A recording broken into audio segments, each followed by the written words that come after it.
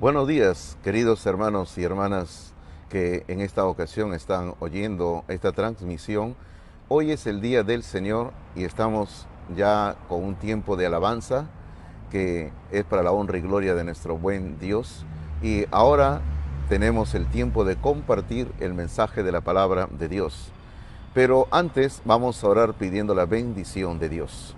Padre, damos gracias por este hermoso día que se inicia y también damos gracias por la semana que estamos iniciando, pidiendo siempre tu bendición, pidiendo tu dirección y encomendando nuestras vidas en tus manos. Pedimos sobre todo por esta hora que estamos iniciando de transmisión de tu palabra, para que tú nos bendigas grandemente y que podamos salir fortalecidos con tu santa palabra. Oramos en el nombre de Jesucristo. Amén. Hemos estado tratando en los dos últimos domingos una serie muy corta que el día de hoy va a terminar.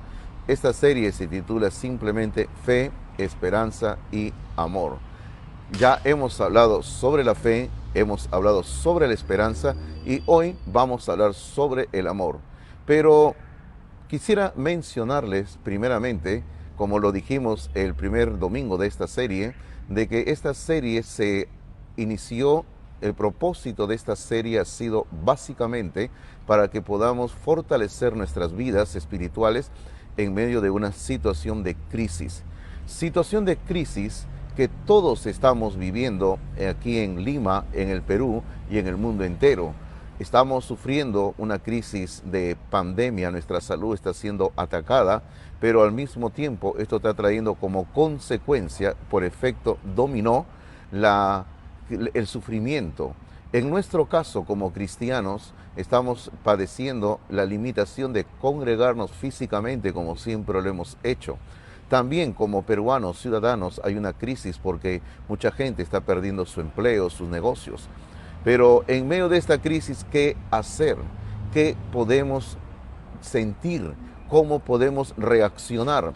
Es por eso que el primer domingo hablábamos sobre la fe, la importancia de que en medio de una crisis sigamos teniendo fe en aquel que siempre es nuestro Dios y está sentado en su trono.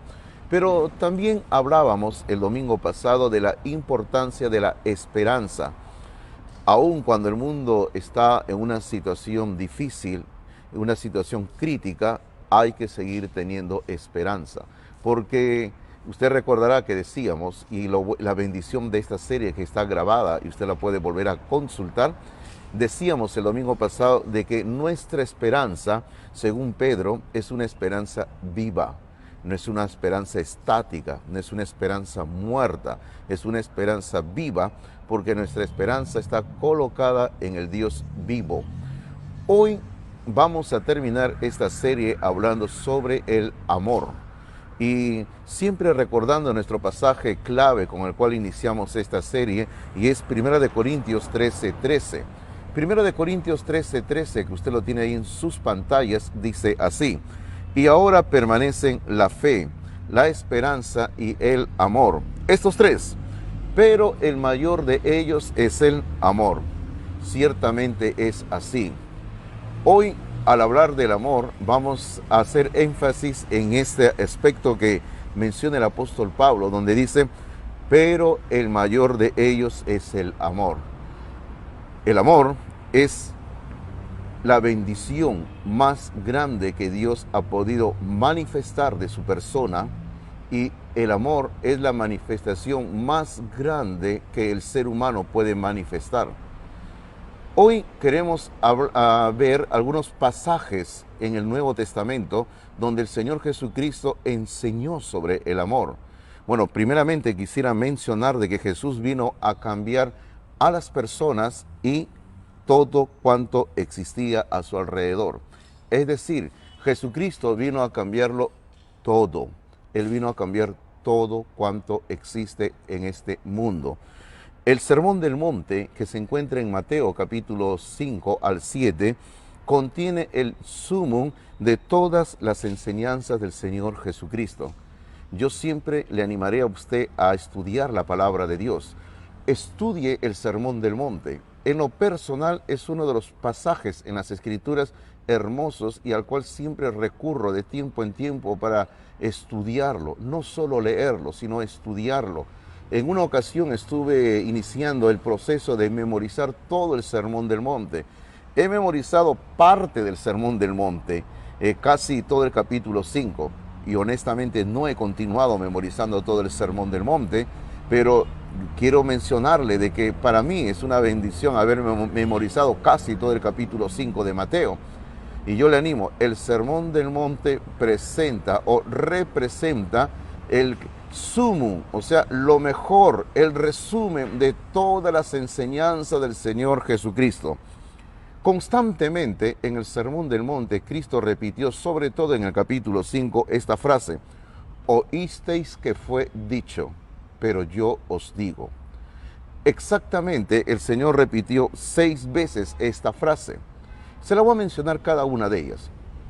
Por ejemplo, la primera vez que Él dijo esto fue: oísteis que fue dicho, no matarás. Pero yo os digo, cualquiera que se enoje contra su hermano es ya culpable de homicidio. El Señor estaba yendo a lo que se llama el espíritu de la ley, no solamente limitándose al acto físico de matar, sino Él dice, aquel que se enoje, aquel que comience a odiar a su hermano, ya lo mató. La segunda vez que dijo fue: oísteis que fue dicho, no cometerás adulterio. Pero yo os digo, cualquiera que mira a una mujer para codiciarla, ya adulteró con ella en su corazón.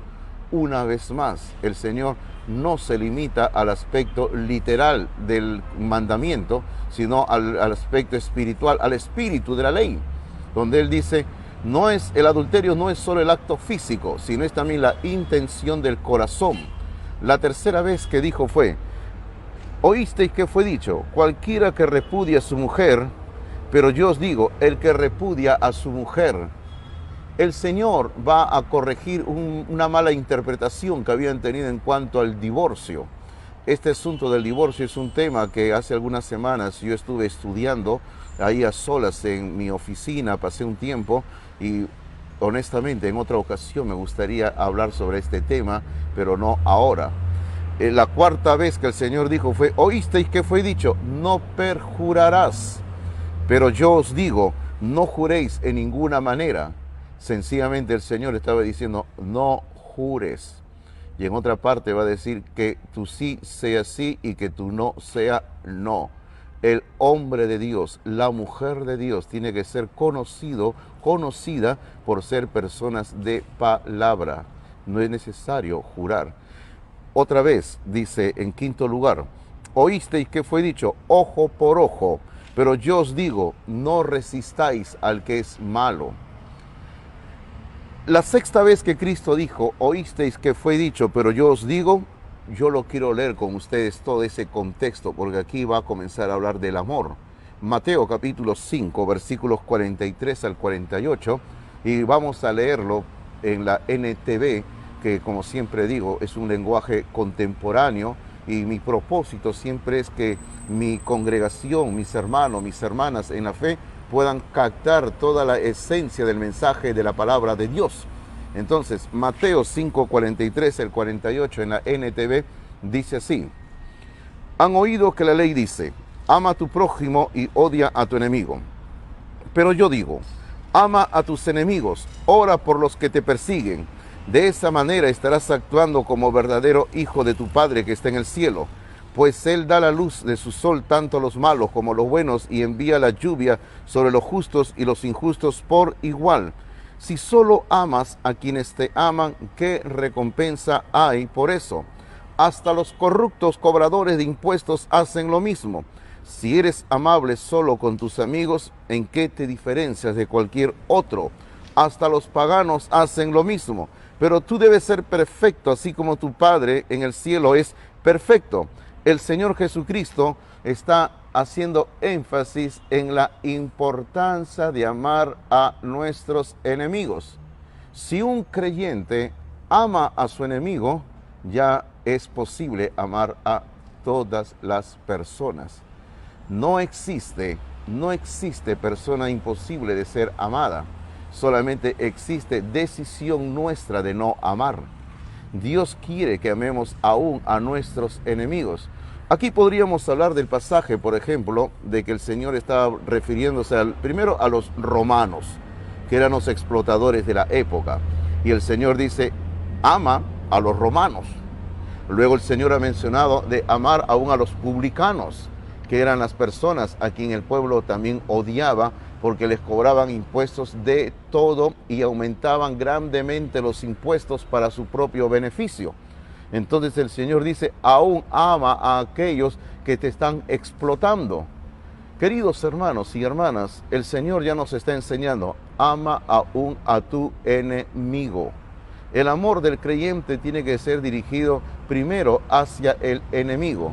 Si usted ama a su enemigo, a su enemiga, usted fácilmente podrá amar a toda persona en este mundo. El Señor Jesucristo va a seguir tratando el tema de amar al prójimo. Veamos en Mateo capítulo 22, versículos 34 al 40. Dice así en la palabra del Señor. En cuanto los fariseos oyeron que había silenciado a los saduceos con esa respuesta, se juntaron para interrogarlo nuevamente. Uno de ellos, experto en la ley religiosa, intentó tenderle una trampa con la siguiente pregunta. Maestro, ¿cuál es el mandamiento más importante en la ley de Moisés? Jesús contestó, ama al Señor tu Dios con todo tu corazón, con toda tu alma y con toda tu mente. Este es el primer mandamiento y el más importante. Hay un segundo mandamiento que es igualmente importante. Ama a tu prójimo como a ti mismo. Toda la ley y las exigencias de los profetas se basan en estos dos mandamientos. Aquí tenemos también un resumen de toda la ley. Inclusive estos dos mandamientos, amar a Dios y amar al prójimo, también es el resumen de los famosos 10 mandamientos. Mandamientos 1 al 4 de los 10 tienen que ver con amar a Dios. Mandamientos 5 al 10 tienen que ver con amar al prójimo. Entonces, el resumen, la esencia de toda la ley de Dios, según se dice, de los más de 600 mandamientos, es ama a Dios y ama al prójimo. El versículo número 40, el Señor dijo, toda la ley y la exigencia de los profetas se basan en estos dos mandamientos. Es decir, en estos dos mandamientos, amar a Dios y amar al prójimo, son el fundamento. Allí se encuentra la base, el fundamento de toda la ley del Antiguo Testamento y la enseñanza de todos los profetas de la palabra de Dios. Toda la interpretación, ojo con lo que estoy diciendo, toda la interpretación y el cumplimiento de toda la palabra de Dios depende de lo que hacemos con estos dos mandamientos. Así que yo le presento a usted dos interrogantes. Número 1, ¿ama usted a Dios? Segunda interrogante, ¿ama usted a su prójimo? Ahora, usted no puede desligar el uno con el otro. Usted no puede decir, bueno, yo sí amo a Dios y no amar al prójimo.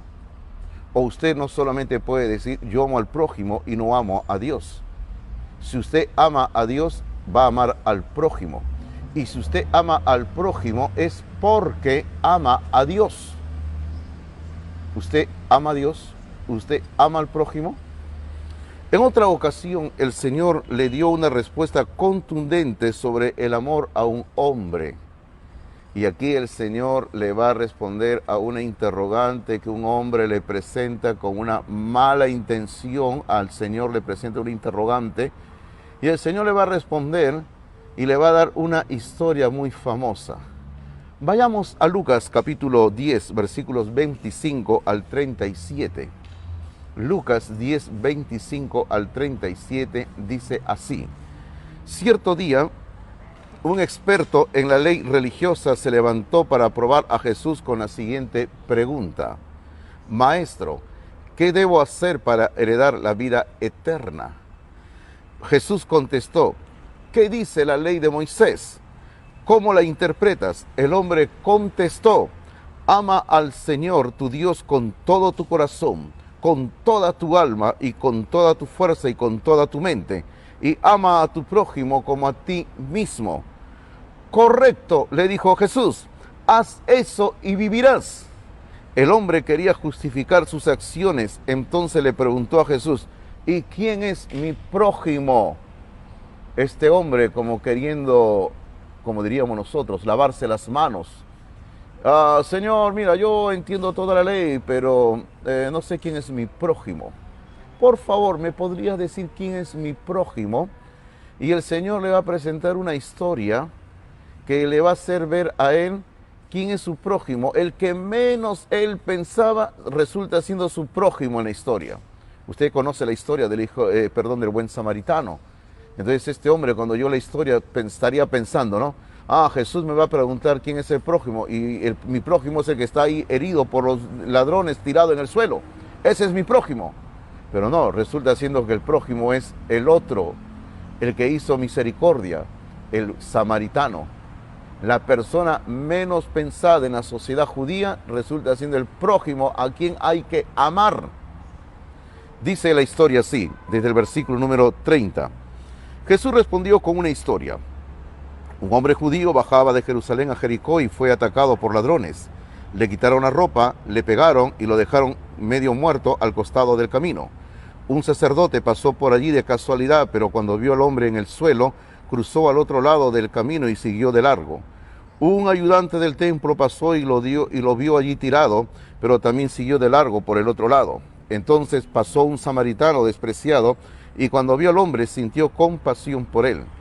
Se le acercó y le alivió las heridas con vino y aceite de oliva y se las vendó. Luego subió al hombre en su propio burro y lo llevó hasta un alojamiento donde cuidó de él.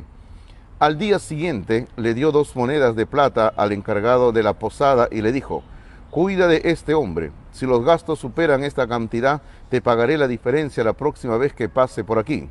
Ahora bien, viene la pregunta que va a remecer a este hombre, porque este hombre ya tenía lista la respuesta, pero no se esperaba la pregunta así. Le dice: ahora bien, ¿cuál de los tres te parece que fue el prójimo del hombre atacado por los bandidos? Preguntó Jesús.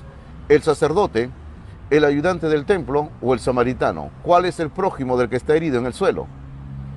Versículo número 37. El hombre contestó: el que mostró compasión. Fíjese, tanto los judíos odiaban a los samaritanos que no quiso ni decir el samaritano, sino simplemente el que mostró compasión. Entonces Jesús le dijo: así es, ahora ve y haz lo mismo. Los judíos odiaban a los samaritanos por una cuestión racial. Entonces, cuando los judíos tenían que viajar hacia el norte de Palestina, hacia Galilea, o hacia el sur de Palestina, a Judea, lo que hacían los judíos, pues como despreciaban a los samaritanos, no pisaban el territorio samaritano. Así que ellos rodeaban el territorio samaritano, bien por el mar Mediterráneo se iban, o bien por el valle del río Jordán, bajaban, cruzaban al otro lado del río Jordán y por ahí caminaban para no pisar territorio samaritano.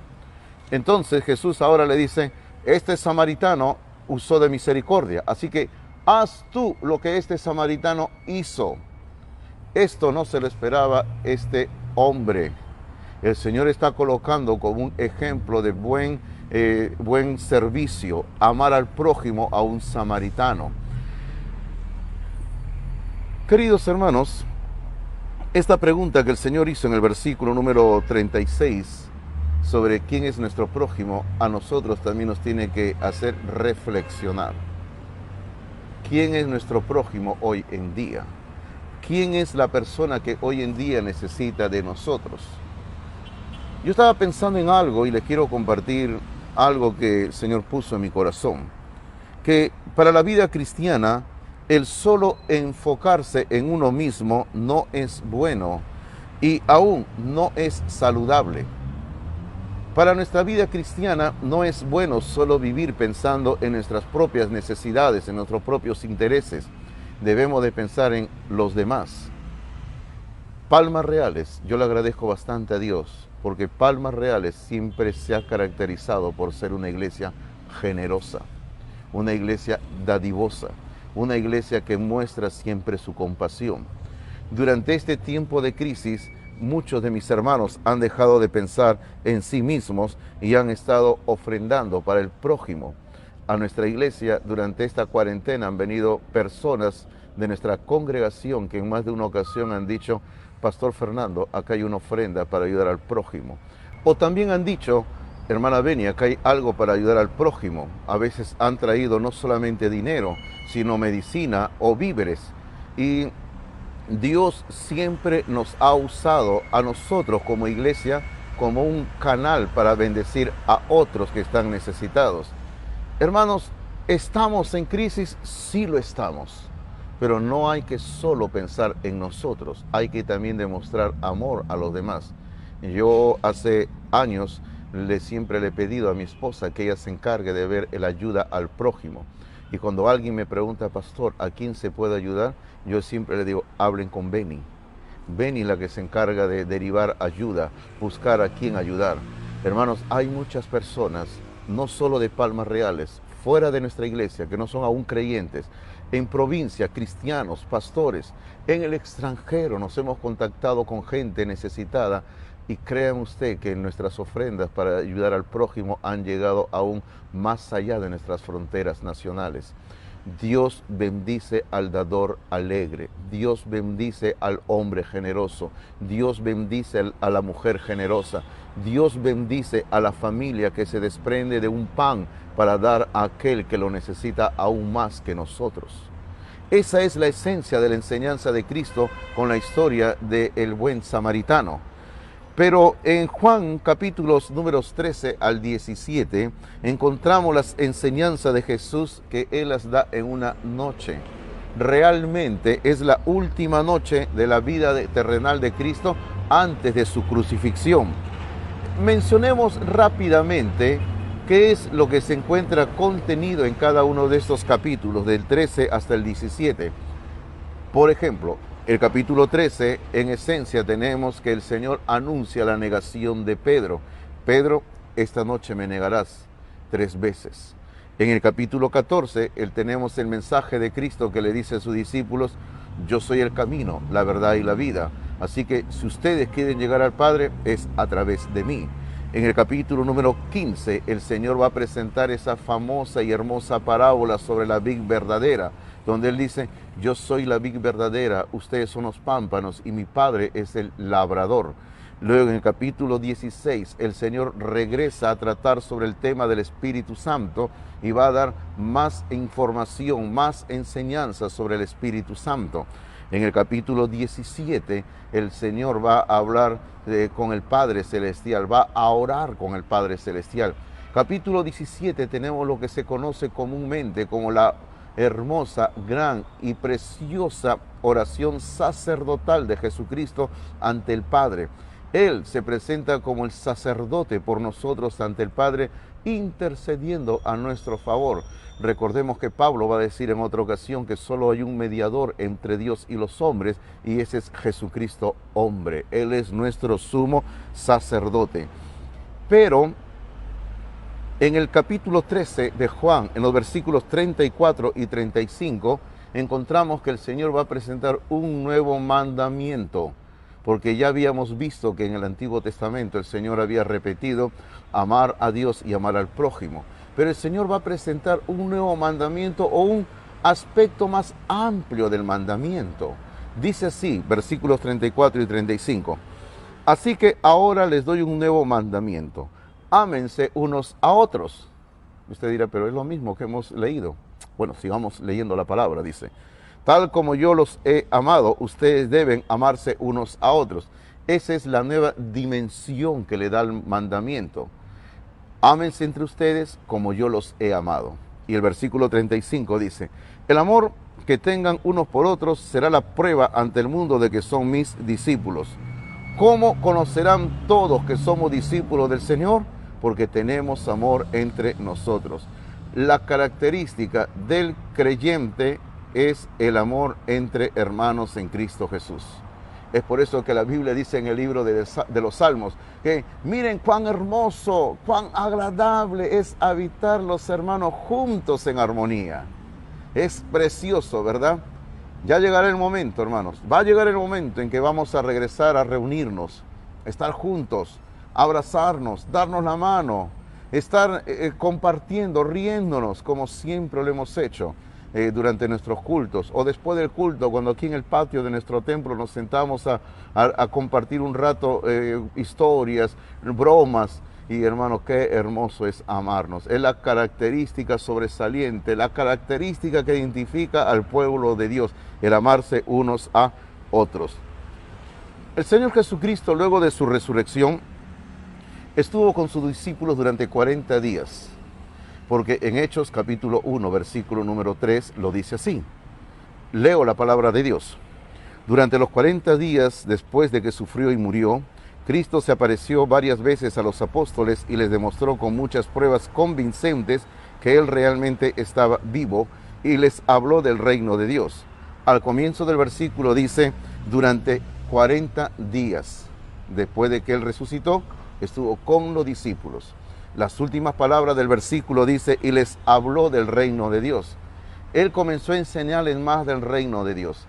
El reino de Dios tiene un aspecto teológico, el reino de Dios tiene un aspecto futuro, pero el reino de Dios también tiene un aspecto vivo en la iglesia del Señor. La iglesia no es el reino, la iglesia está dentro del reino. La expresión del reino de Dios hoy en día es la iglesia, los creyentes, los hijos, las hijas de Dios. Ellos somos la expresión del reino de Dios. Y cuando hablamos del reino de Dios estamos hablando de que el amor es la característica más grande del reino de Dios. Durante todo este tiempo el Señor estuvo remarcándole a ellos las escrituras, enseñándoles, haciéndoles recordar muchas cosas que les había hablado a ellos, a los discípulos. Muy posiblemente, creo yo, que el Señor al encontrarse con los discípulos y estar con ellos hablando durante 40 días, tocó el tema del amor que tenían que tenerse unos a otros y a los demás. Yo me imagino algunos de los diálogos que Cristo habrá tenido con sus apóstoles. Permítame imaginar algunos de estos diálogos. Supongamos que el Señor estuvo hablando con Mateo y le decía, ¿no? Mateo, ¿te recuerdas cuando te conocí? ¿Recuerdas, Mateo, que me acerqué a ti estando en el banco de los tributos, donde nadie se quería acercar? Hablé contigo, nadie quería hablar contigo y te dije, sígueme. Y te recuerdas, Mateo, que tú organizaste una comida en tu casa y yo fui a tu casa aun cuando nadie quiere entrar a la casa de un publicano. Y Mateo le habrá dicho, sí, Señor. Es que, Mateo, yo te demostré amor a ti. Te amé aun cuando nadie quería amarte. Tú ama también así a tu prójimo. Y luego pienso que el Señor, por ejemplo, habló con Natanael, cuya historia usted la encuentra en Juan capítulo 1. Este Natanael posiblemente sea el apóstol Bartolomé. Y a Natanael posiblemente le dijo, Natanael, cuando tú te trajeron a ti para que me conozcas, tú llegaste con cierta incredulidad. Y te recuerda, Natanael, que tú dijiste que ¿acaso puede salir algo bueno de Nazaret? Refiriéndote a mi persona, que yo me había criado en Nazaret. Natanael, había un desprecio en tu corazón hacia mí, pero yo te amé. Natanael, de ese mismo modo tú tienes que amar a los demás. Posiblemente el Señor luego conversó con Pedro y le hizo recordar a Pedro algo triste en su vida. Pedro, tú me negaste 3 veces. Aun cuando me negaste 3 veces, después que yo resucité, te fui a buscar. Me encontré contigo a las orillas del mar de Galilea. Y ahí hablé contigo a solas. Y te volví a decir 3 veces, pastorea mis ovejas. Porque tú 3 veces me negaste. Pero 3 veces te confirmé en el ministerio, porque te amo, Pedro. Pedro, tú desenvainaste la espada para defenderme. Pero yo te digo ahora, así como tú sacaste la espada para atacar a otra persona, ahora saca de tu corazón el amor y ama a los demás, así como yo te he amado a ti. Quizás dirigiéndose a todos les dijo, ¿se recuerdan la última noche antes que me crucifiquen, cuando tomábamos la cena en el aposento alto y no había nadie que lave los pies? ¿Se recuerdan ustedes que yo les lavé los pies a ustedes? Esa demostración de lavar los pies fue porque les quería decir, los amo a todos. Hagan ustedes lo mismo por los demás. Lo que ocurre, queridos hermanos, es que el amor es la virtud más grande que Dios puede expresar hacia el hombre. Y el amor también es la virtud más grande que el hombre puede expresar hacia Dios y hacia su prójimo. Todo lo dicho, quiero ir resumiéndolo en esto. Para amar a otros hay que recibir el amor de Dios. Para amar a otros hay que recibir el amor de Dios. Lo único que nos puede habilitar para amar es recibir el amor de Dios. En Juan capítulo 3, versículos 16 y 17 dice: porque de tal manera amó Dios al mundo que ha dado a su Hijo unigénito, para que todo aquel que en él cree no se pierda, mas tenga vida eterna. Porque no envió Dios a su Hijo al mundo para condenar al mundo, sino para que el mundo sea salvo por él. Y esto nosotros durante los 2 domingos anteriores lo hemos estado resumiendo en 4 frases, donde queremos decirle a usted que aún no tiene a Cristo en su corazón, abra su corazón y experimente el amor de Dios. Lo primero que le queremos decir es que Dios amó, ¿cierto? No solamente Dios amó, sino que Dios sigue amando hoy en día. Lo otro que le quiero decir es que Dios dio, porque así expresó Dios su amor, en dar. ¿Y a quién dio? A su Hijo unigénito, por amor a nosotros. Ahora, esa es la parte de Dios, que Dios amó, Dios dio. Ahora, ¿cuál es la parte de nosotros como seres humanos? Lo primero es que usted cree lo que Dios dice en su palabra. Usted cree lo que Dios nos ama. Y finalmente, ante esto, usted recibe lo que Dios le está ofreciendo. En la situación en que nos encontramos hoy en día, si alguien se acerca y le quiere dar la mano con una ayuda, usted lo recibe, gracias a Dios. Dios, viendo nuestra gran necesidad, nuestra falta de vida eterna, nuestra falta de amor, Dios ha dado a su Hijo unigénito por cada uno de nosotros. Oremos. Padre, damos gracias por tu palabra abierta. Damos gracias por tu mensaje, pidiendo siempre que otras personas que no te conocen puedan llegar a la vida eterna en Cristo Jesús. Pedimos, Padre, por personas que están enfermas, enfermos, que tú puedas obrar a favor de ellos y de ellas. Damos gracias por esta oportunidad de compartir tu santa palabra. Oramos en el nombre de Jesucristo. Amén, Señor. El Señor les bendiga a todos y a cada uno de ustedes. Bendiciones.